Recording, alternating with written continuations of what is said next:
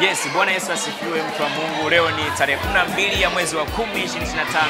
Ni kutokea hapa TAG Magomeni. Kipindi hewani ni umejifunza nini? Sasa leo nitaenda kuongea na watu baadhi watapie kwenye somo la leo umejifunza kitu gani.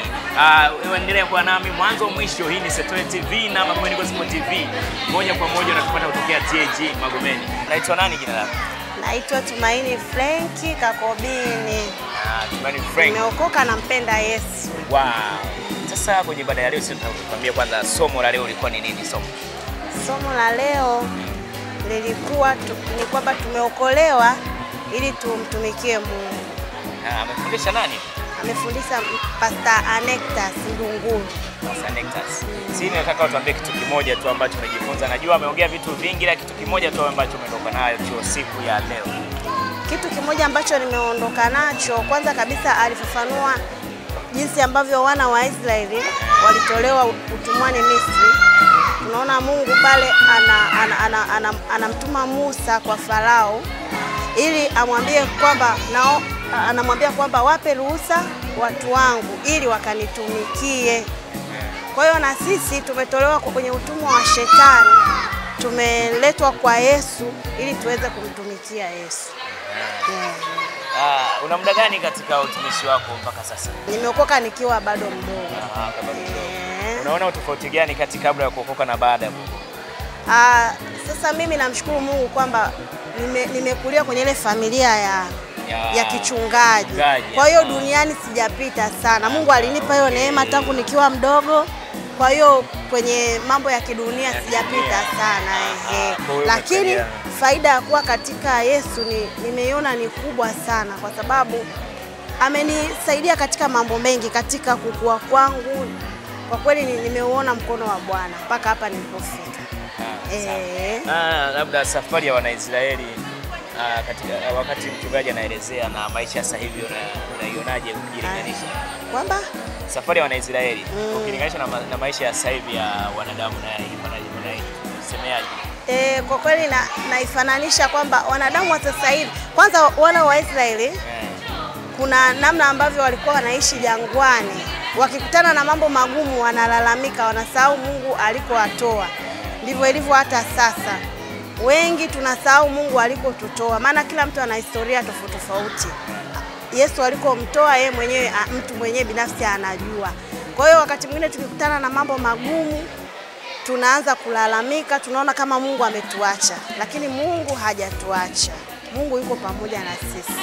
Lakini pia mtumishi wa Mungu aliongelea kuhusu swala la kukaa sehemu ambayo Mungu amekuweka. Kutumikia kile kipawa ambacho Mungu amekupa. Kwa wewe una kipawa gani? Mimi napenda sana kumwimbia Mungu. Napenda kumwimbia Mungu. Vingine vinaweza vikafuata, lakini napenda kumwimbia Mungu, napenda kufundisha neno pia. Lakini kuimba ni jambo kubwa la kwanza. Na je, hicho unahisi umekifanya kwa weledi mzuri mpaka sasa hivi? Ninajitahidi lakini kwa kweli bado sijafika. Lakini unafanya. Leo nimejifunza kuongeza juhudi zaidi. Lakini ushaanza kufanya tayari. Kwa sababu ni kitu ambacho nakipenda sana. Yaani siwezi kukaa bila hicho.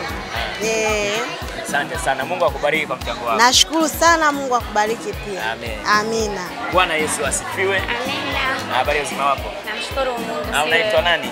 Naitwa dada Viki kutoka TAG Magomeni. Dada Viki.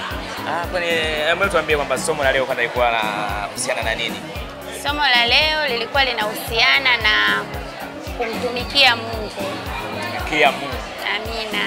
Sasa hebu tuambie wewe umejifunza nini? Maana mchungaji Ndunguru pale Anectas amefundisha vitu vingi, tuambie kitu gani unakumbuka kwenye somo la leo? Kitu ninachokumbuka siku ya leo ni tumejifunza sana, na mimi kimenigusa, ni jinsi ya kumtumikia Mungu sisi na mali zetu.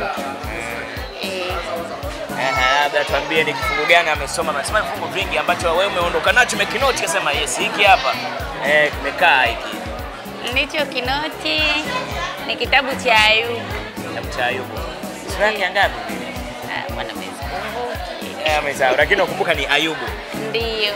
Labda kwenye huo mstari unajifunza kitu gani kuhusiana na maisha ya Ayubu na somo la leo pia matanisha? Maisha ya Ayubu alimtumikia Mungu na kila kitu chake, na ndio maana hata vile vitu vilivyoondoka hakumkufuru Mungu, kwa sababu alijua vile vitu alipewa na Mungu, na Mungu aliyempa atampa tena. Mtumishi wa Mungu amegusia pia kuhusu safari ya Wanaisraeli, akapatanisha na somo lake. Kitu gani umejifunza kwenye eneo hilo? Kwenye safari ya wana wa Israeli, Mungu aliwaambia wana wa Israeli kwamba waende wakamtumikie jangwani. Kwa wana wa Israeli ametuambia kwamba ni mfano wa kanisa letu la leo, kwamba maisha ya wana wa Israeli yamebeba mfano halisi ya maisha ya kanisa la sasa hivi, kwamba Mungu anapotuita kwenda kumtumikia ni vizuri kumtii, kuitii sauti ya Mungu. Asante sana, Mungu akubariki.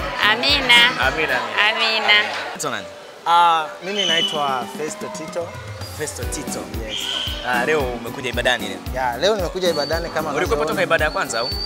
Hapana, nimekuja ibada ya tatu. Ibada hii ya tatu. Yes. Na kama unavyoona, kwa kweli leo nimefurahi sana kuwepo kwenye ibada siku ya leo. Bana, tuambie kwenye ibada leo umejifunza nini? Kwanza kama unavyoona mwandishi wa habari, mimi hapa nina notebook. Umenoti kabisa kila kitu. Yani huwa mimi ninapotoka nyumbani kwenda kanisani huwa nazingatia sana vitu kama Biblia, notebook kwa ajili ya kuweka kumbukumbu, kwa sababu ninapotoka kanisani inabidi nifike nyumbani tena nianze kupitia yale ambayo nimejifunza. Kwa hiyo yes, napenda sana kufanya hicho kitu. Yes. Hebu tuambie mtu ambaye hajakuwepo ibadani leo kupitia wewe ajue kitu gani amejifunza. Kwanza mtu ambaye hajawepo kanisani leo, kwanza nimpe pole kwa sababu leo tumekuwa na ibada nzuri sana na imetubariki sana. Kwa kweli nimpe pole yule ambaye hajaweza kufika kanisani leo, kwa sababu tumejifunza mambo mengi mazuri sana. Yes. Ulichojifunza nini kwenye ibada ya leo? Kwanza leo tumekuwa na somo zuri sana ambalo somo letu la leo lilikuwa ni kukumbushwa kwamba sisi tumeokolewa ili kumtumikia nani? Mungu. Kwa hiyo nimejifunza mambo mengi sana kuhusu swala la kuokolewa ili nimtumikie Mungu. Kwa hiyo ni mengi sana ambayo nimejifunza kwa kweli siku ya leo na yamenijenga sana. Kiwepo tuambie tu moja tu ambayo. Kwanza mtumishi wa Mungu siku ya leo amejaribu kuzungumzia mambo mbalimbali ambayo yanayotutia nguvu kwa ajili ya kumtumikia Mungu.